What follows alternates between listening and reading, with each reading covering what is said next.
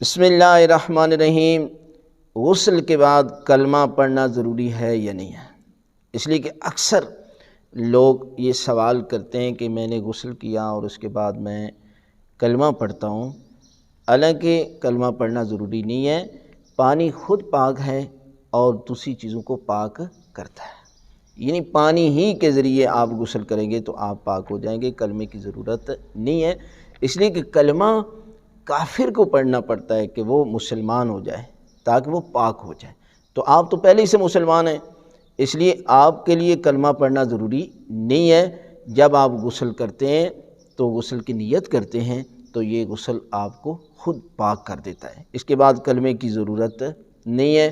ضروری نہیں ہے کہ آپ کلمہ پڑھیں، اور آپ کے ہاتھوں کا مٹی پر مارنا بھی ضروری نہیں ہے۔ اکثر میں نے دیکھا ہے کہ بہت سارے لوگ جو ہیں وہ باتھ روم میں مٹی لے جاتے ہیں اور مٹی اپنے ہاتھوں پر جو ہے وہ مارتے رہتے ہیں، حالانکہ پانی خود پاک ہے اور دوسری چیزوں کو پاک کرتا ہے۔